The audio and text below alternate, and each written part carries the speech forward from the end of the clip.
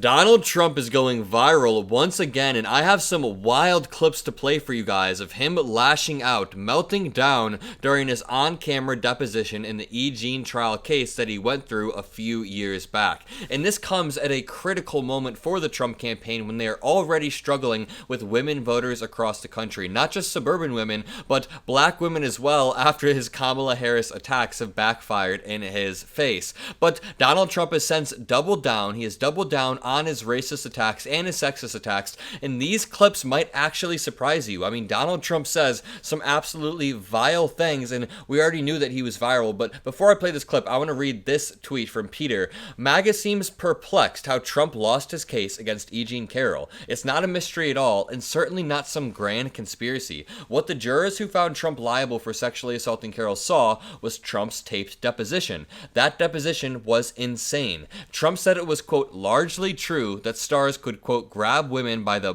you-know-what, unfortunately or fortunately. Those are the key words, unfortunately or fortunately. He made a huge deal about E. Jean Carrol not being his first choice and how he wouldn't have any interest in her, and then when presented a photo of him with Carrol, he misidentified Carrol multiple times as his ex-wife Marla Maples. Also, the person who was interrogating him, he starts launching attacks at her because he is just a nasty person. No one should be outraged that Trump lost the case, and the reason why I'm pointing this out right now, the reason why this is going viral right now is because Donald Trump chose JD Vance, and that is basically doubling down on his sexism, doubling down on the MAGA movement, which represents sexism in America. Not only has Donald Trump said terrible things about women, but now he has chosen a VP candidate who has also repeatedly said awful things about women, and it's all been caught on camera. But this clip right here is awful. Then I have another to play for you after. Make sure you leave a like. Let's dig in. Berkeley, that's true with stars.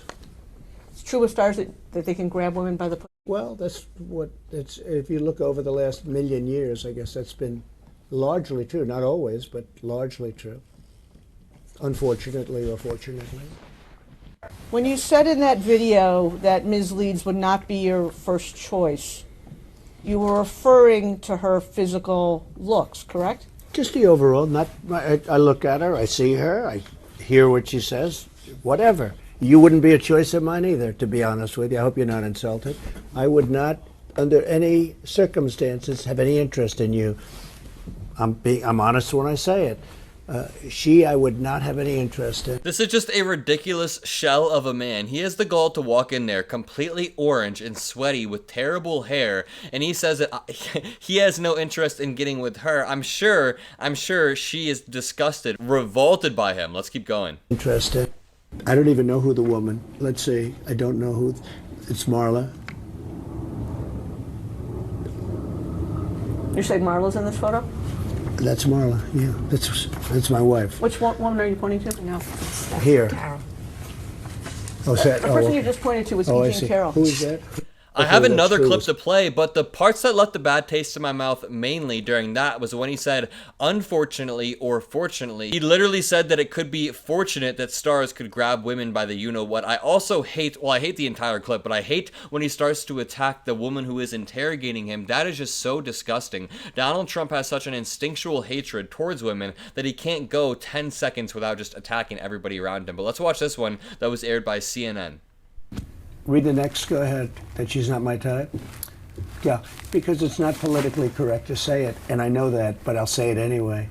She's accusing me of rape. A woman that I have no idea who she is. It came out of the blue. She's accusing me of raping her.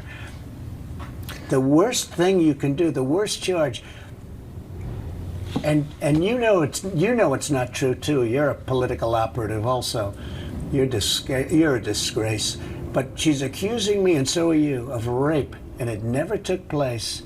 And I will tell you, I made that statement, and I said, well, it's politically incorrect. She's not my type, and that's 100% true. This cannot be a real man. I don't understand how this buffoon has an entire cult behind him, but you can see all of the signs of authoritarianism, the lashing out at any sort of authority figure, because he wants to have total control. I mean, if Donald Trump had it his way, he would be above the law in this case. He would be able to do what he wants freely. I mean, I'm sure he would have the person interrogating him.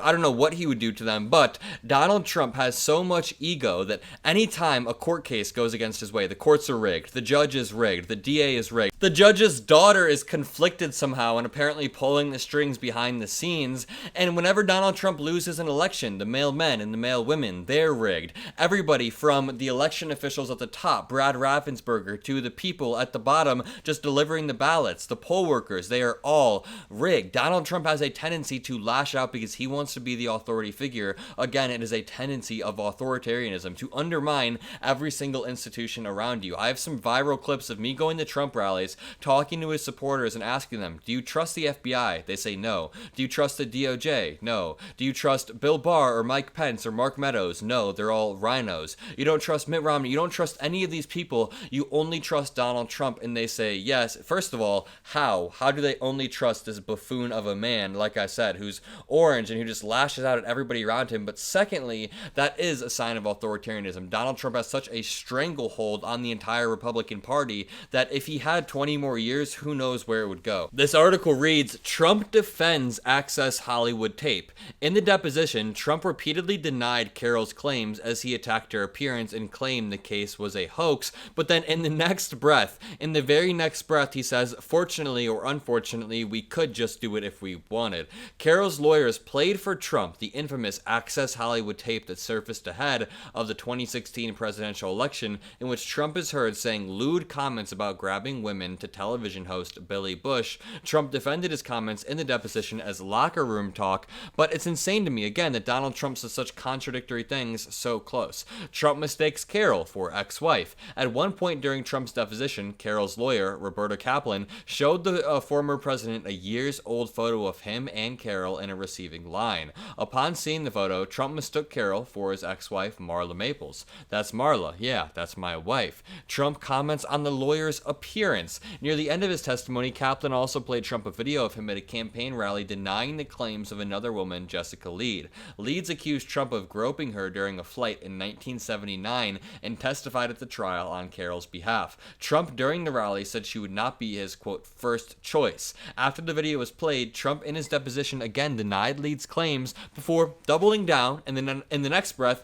turning his focus to Kaplan. Quote, you wouldn't be a choice of mine either, he said, to be honest with you. I hope you're not insulted. I wouldn't under any circumstance have any interest in you. I'm going to wrap it up there. If you enjoyed this video, hit the like button, comment a blue heart, hit that subscribe button. Thank you all for being a part of this beautiful community that we're building heading into one of the most high-stakes election in American history, if not the most high-stakes election ever. It is genuinely liberalism versus authoritarianism, and we are on the side of liberalism. I can't do it without you guys. You guys are helping me out every single day as we race to the ballot box in November. Make sure you're registered to vote. Make sure you have a plan to vote. Make sure your friends and family have plans to vote. They are registered and they have transportation to the polling booth. It is incredibly important that we mobilize en masse, especially if you're in a swing state. But either way, make sure you have a great day, and I'll see you in the next video. Peace out.